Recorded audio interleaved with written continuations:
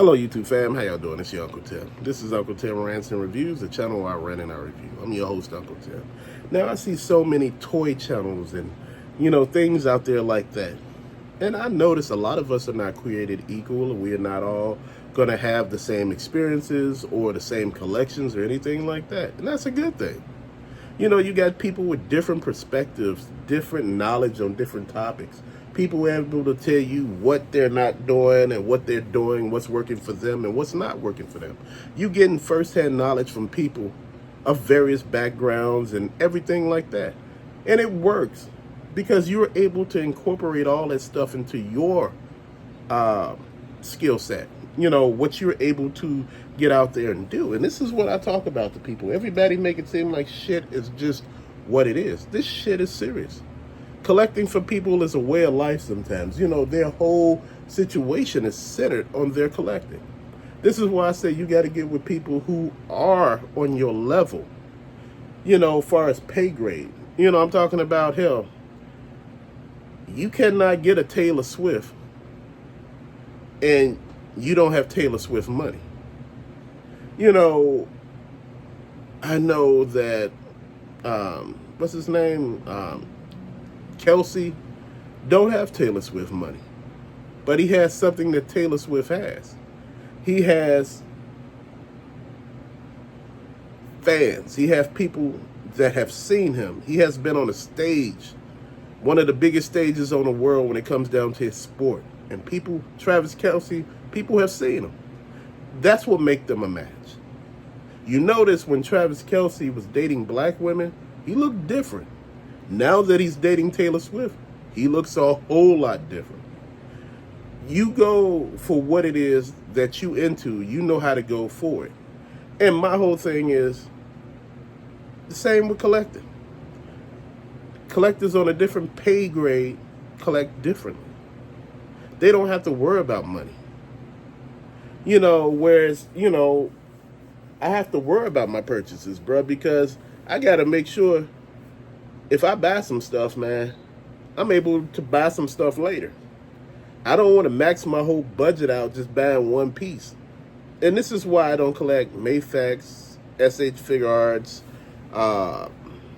Masco, or any of those things, man, because Hot Toys, because that would take up my whole budget just on one toy. And some people say, hey, it's worth it. No, it's not. Quality over quantity. Who says it's quality? That's in the eye of the beholder. Just because it costs a lot don't make it better. And you know what? That may not be what I'm into. I'm not saying that collecting these type of figures is bad. It's not. You know what? Those figures are for people who like those particular items. For me, it's just like I have a different mindset with the things that I collect, man. I like to have multiple items and things like that. But they said, man, but the stuff you buy is not quality. You could just see it if you compare it to Hot Toys. I'm not comparing it to Hot Toys, bro. I buy what I like. And to me, it holds a lot of value. I don't need to buy something that cost over $2,000 just to say, well, it was $2,000. What type of weird flex is that? But do you like it? You can have a whole collection of high-priced ass toys, but do you like them? Dude, I feel bad if I have to take those toys down and box them up for a minute and put something else up. I feel bad as hell. That's a lot of money you boxed up and you gonna put some other stuff up. But, just being realistic, man. Your pieces should match how much you're willing to invest into this situation. And I keep saying collecting is not an investment, but an investment in fun. You do it like that, and later on, maybe you can resell this stuff. But if you treat it as like an investment, dude, you may not be able to sell it. Look at them Beanie Babies. Funko Pops, you're still able to sell them. They don't hold as much value as they used to, but there are still Funko Pops that are an arm and a leg. There are still collectors out there that are diehards, man. There are. And a lot of people don't realize a lot of that. They mistakenly think that the whole genre is dead, and it's not. collecting as a whole is not dead. It's just certain parts of it is dead. Whereas you used to could walk in a store and you had reps who would fill shelves up and they would come out and talk to you about the toys. They show you the new stuff that they got coming out. When you walk in the toy out, you had people that actually did that back in the day. You had reps that came out and did their damn job, clean the shelf up of the old stock. They would box it up and send it back. I'm serious.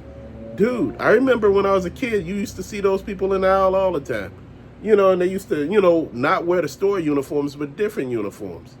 But that's the thing. Like I said, when they start killing jobs, they start killing jobs of stuff that, people could do.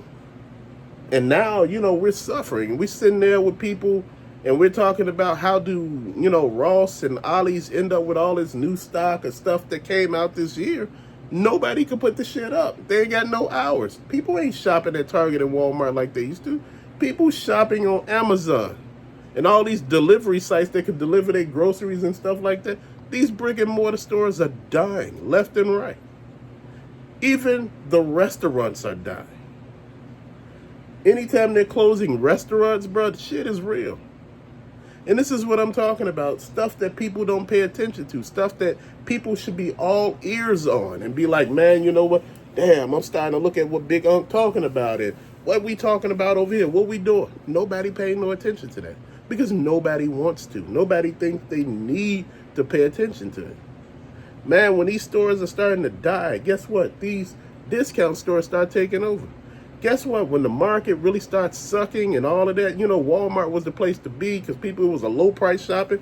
And people started realizing Walmart was high. People started going to Aldi. Then they started realizing Aldi was slick. Aldi started raising their prices because people started shopping with them more. Then people were like, fuck that, I'm going to Dollar Tree. Family Dollar, Dollar General. Guess what? They started raising their prices because they realized, hell, they couldn't afford to stay open at those dollar prices as far as Dollar Tree. They had to raise their price to $1.25 and people still were complaining, it ain't a dollar store no more, it's $1.20. It's 25 more fucking cents. I see if it was like another dollar, it's 25 more damn cents. This is why shit happened. People complaining. People complain about some of the pettiest shit. You complaining about a quarter.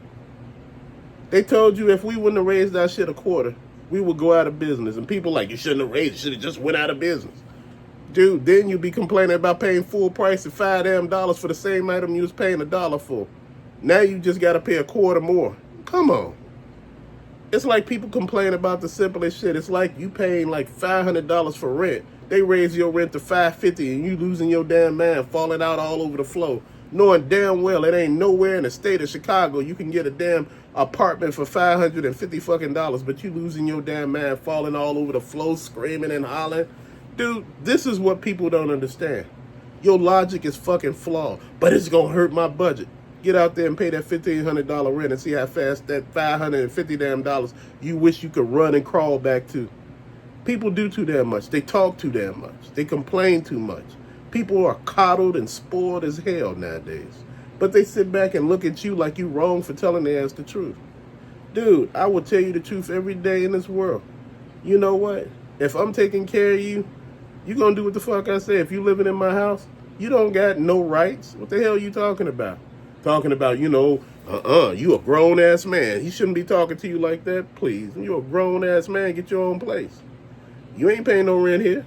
If you ain't paying no rent, you don't got no opportunity to talk shit. You need to leave and go find you somewhere. People don't understand that part.